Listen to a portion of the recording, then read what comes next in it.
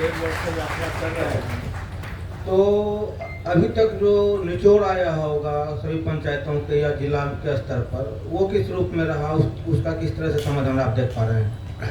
देखिए, अभी तक जो 3 सबसे बड़ी समस्या देखने को मिली, वो हर जिले हर पंचायत में अगर सबके समावेशित एक बयान देना हो तो बिहार में सबसे बड़ी समस्या बेरोजगारी और पलायन।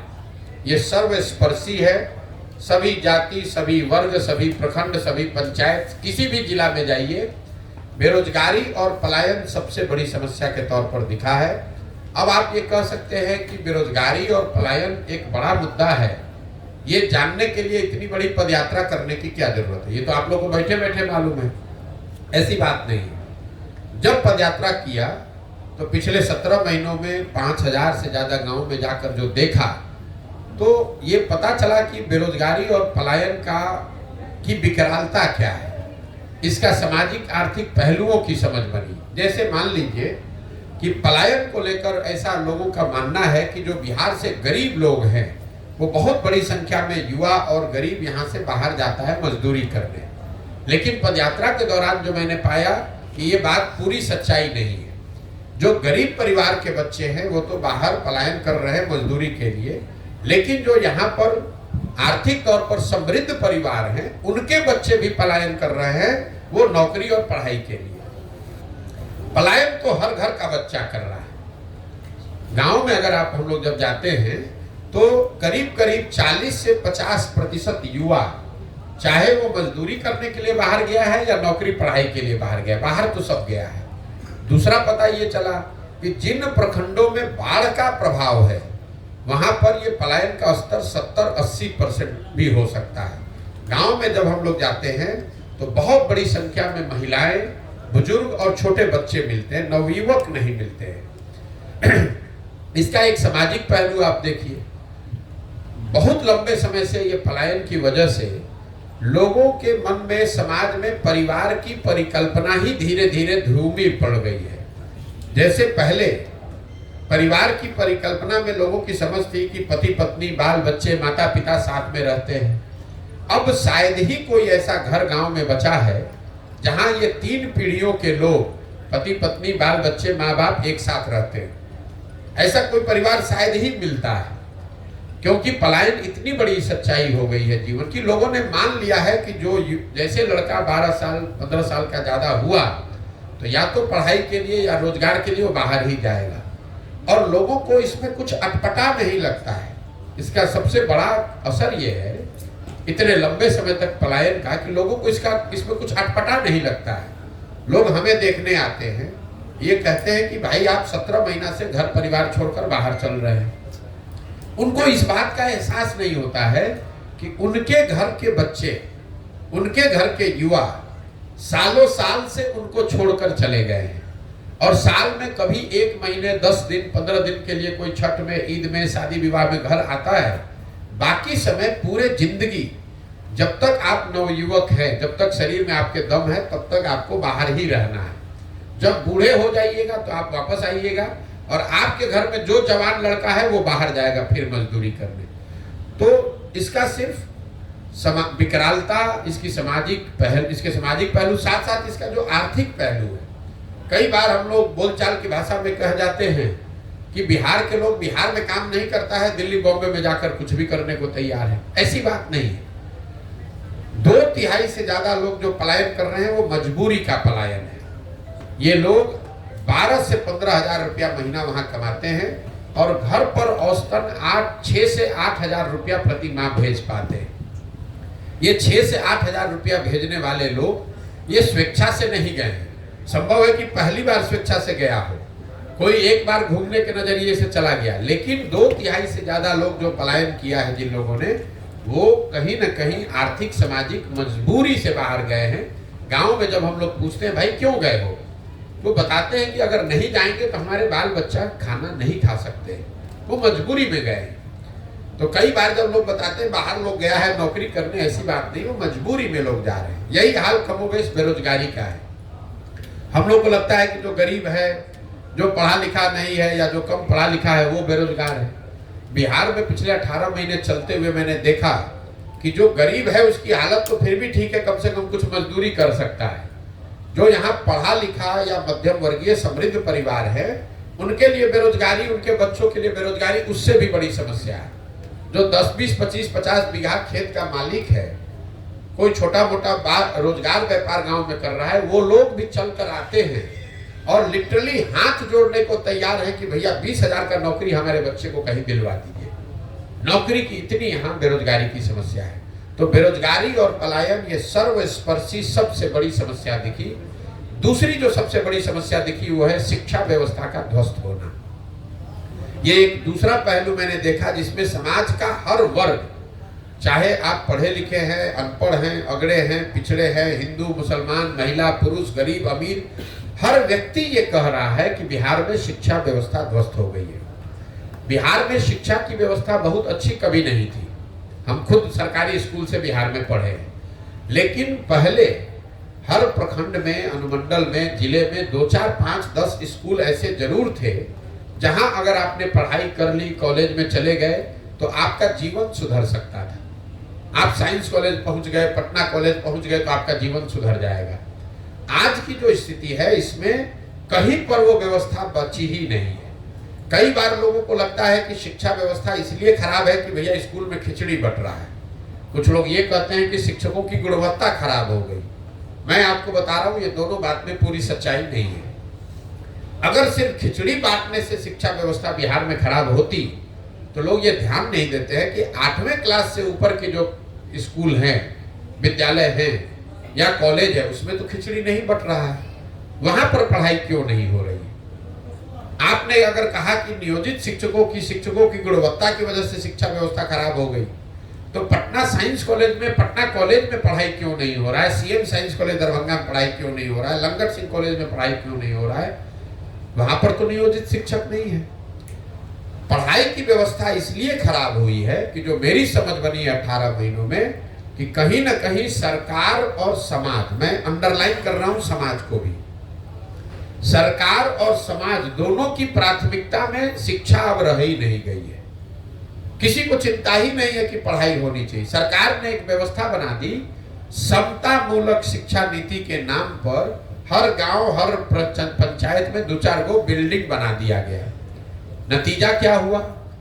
जहां विद्यालयों के भवन बने वहां शिक्षक नहीं है, जहां शिक्षक है वहां विद्यालय के भवन नहीं है, जहां दोनों है वहां बच्चे नहीं है, जहां तीनों है वहां पढ़ाई नहीं। पढ़ाई की चिंता ही नहीं है। समता मूलक शिक्षा नीति बनाने के नाम पर हर जगह विद्यालय बना दिया गया, शिक्षकों को बहाल कर दिया गया और पढ़ाई की चिंता सरकार ने बिल्कुल छोड़ दी। इसी तरह समाज ने भी विद्यालयों की जो छवि थी वो शिक्षा का केंद्र के बजाय अब सरकारी योजनाओं और बेनिफिट बांटने का केंद्र हो गया कि भैया स्कूल में जाएंगे तो खिचड़ी मिलेगा, स्कूल में जाएंगे तो साइकिल मिलेगा, स्कूल में जाएंगे तो पोशाक का पैसा मिलेगा, स्कूल में जाएंगे और वहां पढ़ाई होगा, इसकी चिंता ही किसी को नहीं। तो जो गार्जियन है, जो पढ़ाने वाले परिवार भी है, वो सरकारी स्कूलों में, विद्यालयों में अपने बच्चों का नामांकन उन्होंने कराया हुआ है कि उसको पोशाक का, साइकिल का, खिचड़ी का पैसा मिलता रहे। और अगर पढ़ाना है तो उसके लिए बगल के प्राइवेट स्कूल के कोचिंग में, ट्यूशन में नाम लिखवाया है। यही हाल कमोवेश कॉलेज का है। कॉलेज की जो छवि है बिहार में, वो सिर्फ डिग्री पाने का केंद्र है। नाम लिखवाइए और 3 बरस लगे या 5 बरस लगे, डिग्री लेकर चले आइए। बच्चे भी ये नहीं कहते हैं कि पढ़ाई नहीं हो रहा, वो कह रहे भैया 3 बरस का डिग्री 5 बरस लग रहा है लेने में। एक कॉलेज में 15-15 हजार विद्यार्थी है, वहां टोटल कॉलेज में 10 क्लासरूम है। तो ये तो अभी नया नियम जैसे बना कि भाई सबको अटेंडेंस अनिवार्य कर दिया जाए। आप जरा बताइए, अगर 15,000 लड़के किसी विद्यालय में, कॉलेज में आ जाए, वहां 10वीं कक्षा है, तो 15,000 आदमी बैठेगा कहां? तो कहीं ना कहीं बिहार की पूरी शिक्षा व्यवस्था को अगर एक लाइन में आपको बताना हो तो स्कूल में से खिचड़ी बट रहा है, कॉलेज से डिग्री बट रहा है। समाज और सरकार दोनों के लिए बस इसका इतना ही उपयोग है, पढ़ाई दोनों में कहीं नहीं हो रहा है। यही कारण है कि बिहार में जितने अनपढ़ बेरोजगार हैं उससे ज्यादा पढ़े लिखे बेरोजगार हैं, जिनके पास डिग्री है लेकिन समझ समझदारी, ज्ञान कुछ नहीं है। तीसरी जो सबसे बड़ी समस्या मुझे दिखी यहाँ, वो है किसानों की बदहाली। यहाँ का जो किसान है वो बिल्कुल बदहाल है, और इसकी मूल वजह यह है कि बिहार में किसानों की बदहाली जो 18 महीनों में मैंने देखी, क्यों इतना बदहाल है किसान, उसकी 3 समस्या है। पहली समस्या है बिहार में भूमि सुधार का लागू नहीं होना। इसकी चर्चा यहाँ पर कोई नहीं करता है। फॉरवर्ड बैकवर्ड का नाम लेकर समझता है कि जमीन जो है मालिक वो फॉरवर्ड है, जो जमीन नहीं है वो बैकवर्ड है, इसलिए इसकी कोई चर्चा नहीं करता है। मैं आपको सामने से कह रहा हूँ कि बिहार में गरीबी, ग्रामीण गरीबी जो रूरल पॉवर्टी है, उसकी एक मूल वजह है भूमि सुधार का लागू न होना। नतीजा ये हुआ है कि यहाँ पर करीब करीब 1/3 से ज्यादा जमीन डिस्प्यूटेड है। उसको पता ही नहीं कि इसका मालिकाना हक किसके पास है। चाहे वो जमीन सरकार का है, पट्टा दे दिया गरीब को उसका हक नहीं मिला, या चकबंदी की जमीन थी उसमें वो गड़बड़ हो गया, भूदान की हजारों एकड़ जमीन पता ही नहीं कहाँ गया, नदी का कटाव हुआ, नदी इधर से उधर गई, जमीन कहीं से कहीं चला गया, पता ही नहीं चला। और पूरी जो ये राजस्व डिपार्टमेंट है, ये कर्मचारी और कर्मचारियों के साथ जुड़े हुए 4-5 दलाल, जिसको गांव देहात में लोग अटर्नी कहते हैं, इसी पर टिका हुआ है। सरकार के पास लैंड का रिकॉर्ड, उसका मालिकाना हक, उसमें जो जेनरेशनल चेंज है कि भैया बाबूजी नहीं रहे तो किनको मिलना चाहिए, वो हुआ ही नहीं। उसकी वजह से 1/3 जमीन बिल्कुल अनप्रोडक्टिव हो गई, उसका मालिकाना हक डिस्प्यूटेड हो गया। तो पहली समस्या है किसानों की, यहाँ जमीन का मालिकाना हक भूमि सुधार नहीं होने की वजह से नहीं बना, इसलिए भूमि में उसके जो प्रोडक्टिविटी के लिए इन्वेस्टमेंट होना चाहिए, बोरिंग लगना चाहिए, सिंचाई की व्यवस्था होनी चाहिए, खाद, वो कोई कर ही नहीं रहा है। दूसरी किसानों की जो बड़ी समस्या है वो है जल कुप्रबंधन। अब इससे कोसी में आप लोग रहते हैं, आपसे ज्यादा तो कोई नहीं जानता है कि पानी का जो कुप्रबंधन है, बाढ़ बहुत बड़ी समस्या है, इसकी खूब चर्चा भी होती है। लेकिन आपके लिए जानकारी के लिए बता दूं कि बिहार में 50% कृषि योग्य जमीन ही बाढ़ से प्रभावित है। बाकी का जो 50% जमीन है, उसमें आधी से ज्यादा जमीन या तो सूखे से प्रभावित है, या जल जमाव या नदियों के कटाव से प्रभावित है। आप लोगों ने कोसी के इस इलाके में अनुभव किया, बाढ़ से जितना नुकसान नहीं हुआ, उससे सबसे ज्यादा नुकसान हुआ जब कोसी ने अपना मार्ग बदल दिया। नेपाल से लगते हुए जितने बिहार के जिले हैं, वहां गांव जब हम लोग गए तो पता चला कि बाढ़ तो जब आता है तब आता है, जो नदी आते हैं नेपाल से, छोटी छोटी नदियां हैं, वो हर साल एक नया रास्ता बनाकर आती है, और एक बार रास्ता बदला तो 2-4-5 पंचायत का जमीन परमानेंट खराब हो गया। यही हाल कमोवेश जब आप गोपालगंज से चलिएगा, तो गोपालगंज में, सिवान में, छपरा में, वैशाली में, मुजफ्फरपुर, दरभंगा में, समस्तीपुर में, बेगूसराय में, हर पंचायत में सैकड़ों एकड़ जमीन ऐसी है जो वहां जल जमाव की समस्या है, वहां से पानी निकलता ही नहीं। जो चवर जिसको लोग कहते हैं, लख कहते हैं, कई जगह मन भी लोग कहते हैं, पानी लग गया तो वहां अब वो पानी निकलता ही नहीं है। तो या तो वहां एक फसल हो रहा है या वो भी नहीं हो रहा है। तो जितनी बड़ी समस्या बाढ़ की है, उतनी ही बड़ी समस्या सूखे की, जल जमाव की और नदियों के कटाव की भी है। सड़क पर आप चलते हैं तो एक साइड पानी लगा हुआ है इसलिए खेत नहीं हो रहा है, दूसरे साइड सूखा पड़ा हुआ है इसलिए खेती नहीं हो रहा है। तो जो जल, पानी जो बिहार के सबसे बड़ी ताकत, संपदा हो सकती थी, वो आज हम लोग के लिए अभिशाप बनी हुई है। और तीसरी जो सबसे बड़ी समस्या है किसानों की, वो है यहाँ पर अनाज का सही भाव न मिलना। इन सारे परेशानियों के बावजूद जो बिहार में किसान पैदा कर रहा है, उसको उसका कीमत ही नहीं मिल रहा है। एक आर्थिक सर्वेक्षण अभी किया गया है जिसमें ये बताया गया है कि बिहार जैसे राज्य में किसानों को उनके फसल का उचित मूल्य न मिलने की वजह से करीब करीब यहाँ के किसानों को हर साल 20,000 करोड़ रुपए का नुकसान हो रहा है। 20,000 करोड़ रुपए का नुकसान हर साल बिहार के किसानों को हो रहा है। जैसे धान का कीमत है 2,090 रुपया, और पूरे बिहार में धान अभी बिका 1,600 रुपया, 1,700 रुपया में। गन्ने का कीमत है करीब 2,100 रुपया, गन्ना बिक रहा है 1600। मकई का कीमत है 2,100 रुपया, बिक रहा है 1,600 में, 1,700 में। कमोवेश सारे फसल के लिए, क्योंकि यहाँ कोई सहकारिता की व्यवस्था है नहीं, बाजार समिति है नहीं, एफपीओ है नहीं और प्राइवेट फैक्ट्री रोजगार है नहीं, तो आखिर किसान जो है वो बेचेगा किसको? सिर्फ बिचौलियों को बेच रहा है और वो 30% 40% नुकसान करके बेच रहा है। तो ये तीन जो समस्या है, भूमि सुधार का लागू न होना, जल संसाधन का कुप्रबंधन और तीसरा किसानों के फसल का दाम का न मिलना, इन तीन वजहों से बिहार के किसानों की बदहाली है। आपने जो सवाल किया था कि जो सबसे बड़ी समस्या क्या है, यही तीन समस्या मुझे अभी तक, बेरोजगारी और पलायन, शिक्षा व्यवस्था का ध्वस्त होना और किसानों की बदहाली, ये हर जिले हर पंचायत में अभी तक सामान्य रूप से हर वर्ग में सुनने को मिली है। बाकी तो हर जिले की हर पंचायत की अलग अलग समस्या है, लेकिन ये समस्या हर जगह है। सर, प्रशांत किशोर जी का नाम हमेशा रणनीतिकार में आता है, किसी पार्टी को जिताने के नाम से नाम आता है, तो किन्हें जिताने के लिए पद यात्रा निकली है? बिल्कुल, आप मेरी जो पहचान है, जो आप जिसको रणनीतिकार बता रहे हैं, ये आपको लग रहा है कि हमने कोई वो काम छोड़कर दूसरा काम शुरू किया है। हमारी नजर में हम वही काम कर रहे हैं। फर्क बस इतना है कि पहले ये रणनीति मैं किसी दल या नेता के लिए बनाता था, अब ये रणनीति मैं बिहार की जनता के लिए बना रहा हूँ।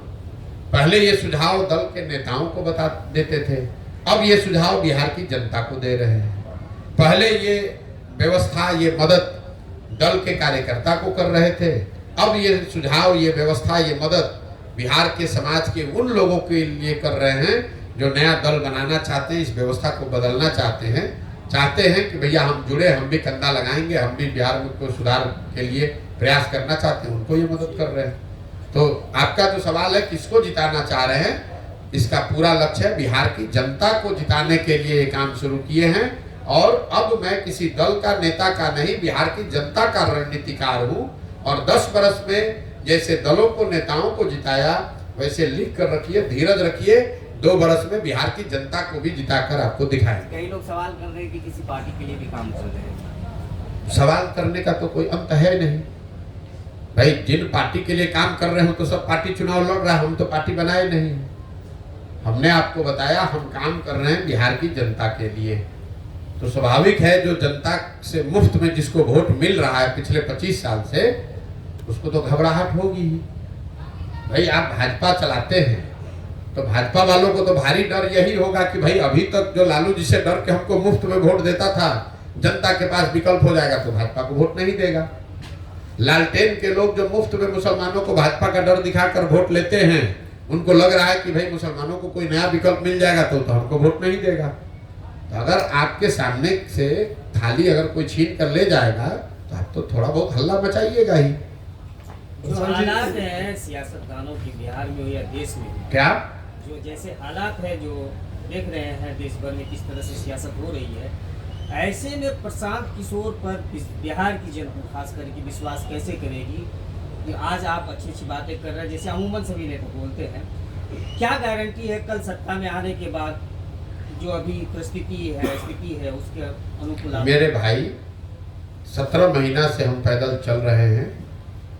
आपने या तो मेरी कोई बात, कोई सभा सुनी नहीं, या सुने तो उसको उस पर आपने ध्यान नहीं दिया। हम सभा की शुरुआत में ही कहते हैं, पहला ही लाइन, कि बिल्कुल भी कभी जीवन में प्रशांत किशोर पर भरोसा मत करो, किसी भी नेता पर भरोसा मत करो। ये कभी मत सोचो कि हमको वोट दे दोगे तो हम आकर तुम्हारा जीवन सुधार देंगे। अगर हमको वोट दोगे, हमारे कहने पर वोट दोगे, तो जैसे पहले के लोगों ने धोखा किया, हम भी आपके साथ धोखा कर सकते हैं। इसलिए वोट प्रशांत किशोर को नहीं, मोदी को नहीं, नीतीश लालू को नहीं, वोट अपने बच्चों को दो, अपने खड़ा हो, अपनी व्यवस्था बनाओ, उसमें मालिक मुखिया बनो। प्रशांत किशोर कहाँ दल बनाए हैं कि कह रहे हैं कि हमको वोट दे दीजिए, कि आप भरोसा कीजिएगा कि नहीं कीजिएगा। हम आपसे वोट मांगे नहीं, चंदा ले नहीं रहे हैं, आपसे कार्यकर्ता बनने के लिए कह नहीं रहे हैं। तो आप जब हम पर भरोसा कीजिएगा ही नहीं, जब विश्वास कीजिएगा नहीं, तो घात होगा कैसे? प्रशांत जी, 18 महीने की जो आपकी यात्रा है उसमें आपके साथ लाखों लोग जुड़े हैं, हर जगह से जुड़े हैं। अभी लोकसभा का चुनाव होने वाला है, उन लोगों के पास असमंजस की स्थिति रहेगी कि आखिर वो लोग किनके साथ जाएं? बिल्कुल असमंजस की स्थिति नहीं है। दल जब बनेगा तभी तो आप चुनाव लड़ेंगे। मान लीजिए कि आपको बहुत भूख लगा है, आपने खिचड़ी बनाना शुरू किया, तो अब आप अधपकी खिचड़ी तो खाएंगे तो तबीयत खराब हो जाएगा। अब भूख लगा है, 2 दिन से खाना नहीं खाए हैं, तो जब तक खिचड़ी नहीं बन रहा है तब तक धीरज रखना पड़ेगा। जन सुराज की व्यवस्था के तहत जो दल बनना है वो तो दल तभी बनेगा जब पदयात्रा पूरी होगी। जब पदयात्रा पूरी हो जाएगी, दल बन जाएगा, उसके बाद जो भी चुनाव आएगा, चाहे वो लोकसभा का आए, विधानसभा का आए, उसमें चुनाव लड़ा जाएगा। लेकिन जब दल है ही नहीं तो चुनाव लड़ेंगे कैसे?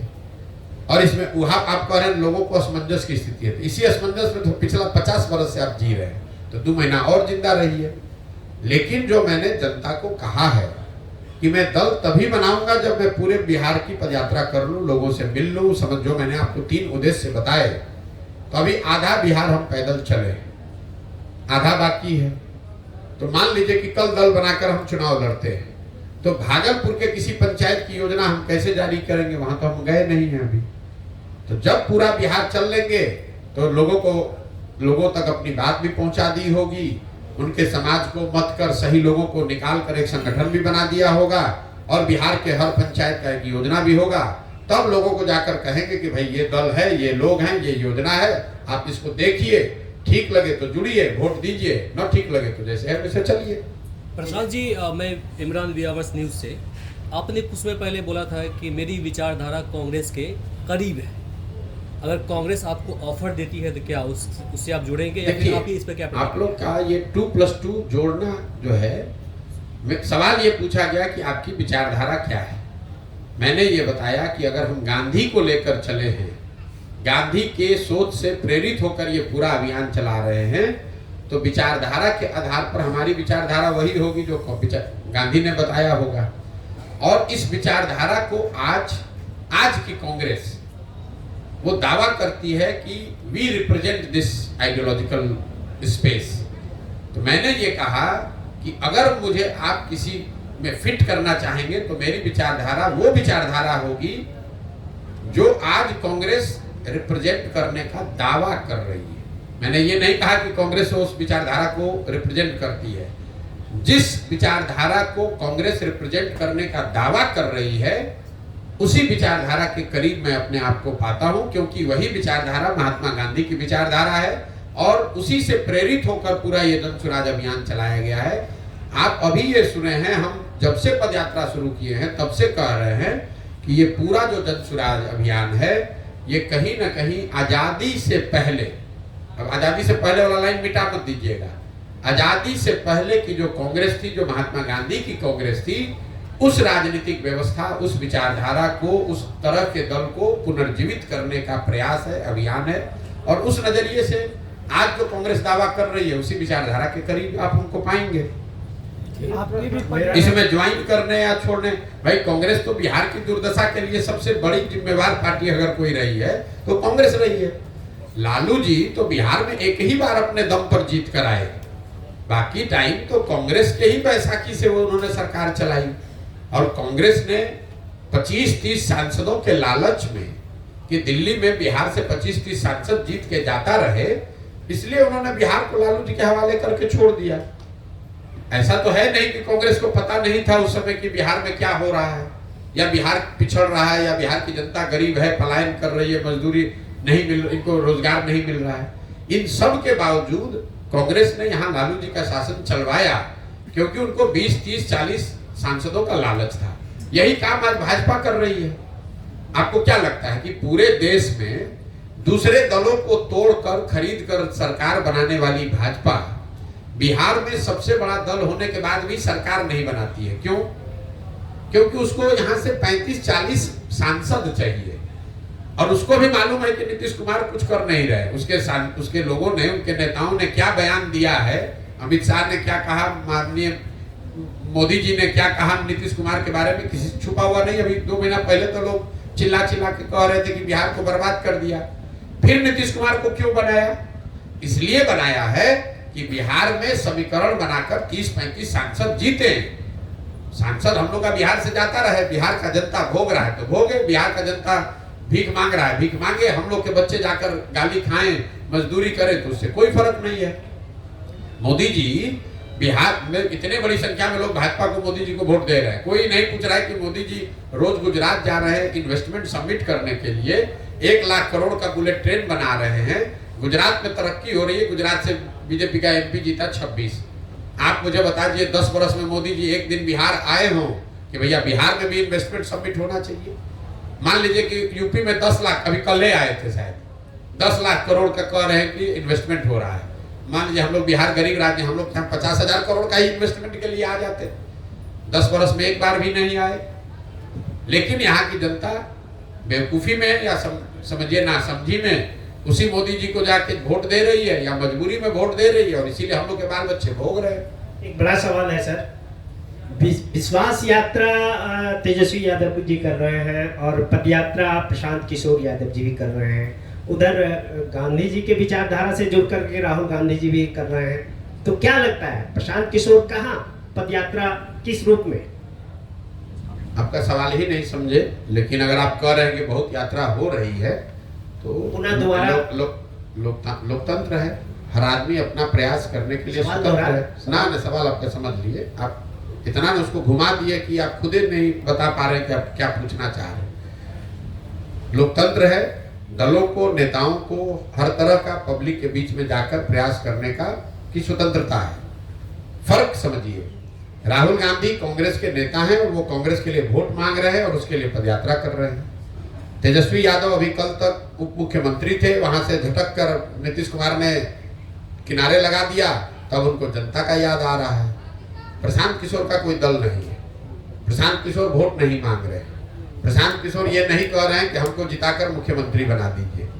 प्रशांत किशोर ये अभियान चला रहे हैं बिहार की जनता को ये बताने के लिए कि तुमने सबकी चिंता की, तुमने जात की चिंता की, तुमने राष्ट्रवाद की चिंता की, तुमने विचारधारा की चिंता की, तुमने सामाजिक न्याय की चिंता की, तुमने लालू यादव की चिंता की, उनके बच्चे की चिंता की, तुमने मोदी की चिंता की।